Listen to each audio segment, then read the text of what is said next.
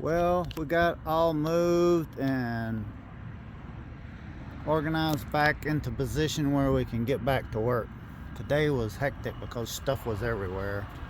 Now we've got a little bit better organization. We can get back to it. See how organized everything is? It was a mess earlier. Kiki can come back out here to her kennel every morning. Got the lights turned on. And we can get back to working on the inside of this right here and get those motorcycles in here in the next, hopefully tomorrow. I'm going to hold off putting these D-rings in until we get the motorcycle in here. The next thing will be mounting this winch. Luckily I made this a few years back, and I thought I had the receiver part, but obviously I don't. I wish I did. But we're going to mount this where it'll be portable, of course. And you won't even be able to see it when it's not being used. But there'll be some bracing, and this will go right here. And then the winch will go on top of it. And that'll just bolt out of the way when you're not using it. That way we can use the winch here, little ATV winch, to pull the motorcycles up this ramp. And the ramp's gotten steep now because I flipped the axles, which lifted the trailer about 6 or 7 inches. You can see the fenders over there, how much higher they are over the tire. It's about almost 7 inches. So the ramp is consequently a lot taller, steeper. My KLR 650 weighs 500 pounds. The Enviagusa weighs right over 400 pounds. And that would be not that easy for this old man to push up this steep ramp. So we were going to have us a remote control module, which is right here.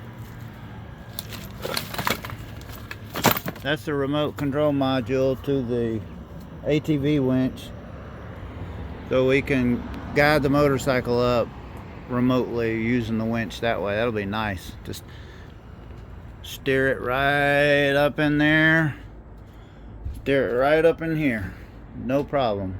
Then when not in use, take it out, put it away. This is the tarp we'll be using. It's a 12 by 16, and it's one of those 80% solar tarps. And that's the carpet that finishes this up right here. So there's a few things left to do, odds and ends, and I need to kind of do something with this edge, trim it up, make it look a little nicer. This carpet, I have a feeling, is not going to be in here forever. And I designed the cabinets for that. It'll just pull right out. So we are really close to loading up. Still have just a little bit more to do, but we'll start loading up here and start working on the conundrum about getting the Sherco in the bed of the pickup truck. I'd like to take the YZ, but I think 4 motorcycles is too many. 3 is enough. 4 is just stupid. Overkill.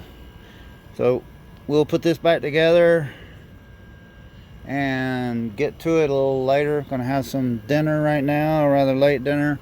Let it cool down. It's still rather warm. There's not much breeze blowing, so let it cool off a little bit. We spent a lot of time out in the sun today getting all this taken care of. It didn't look this organized at all.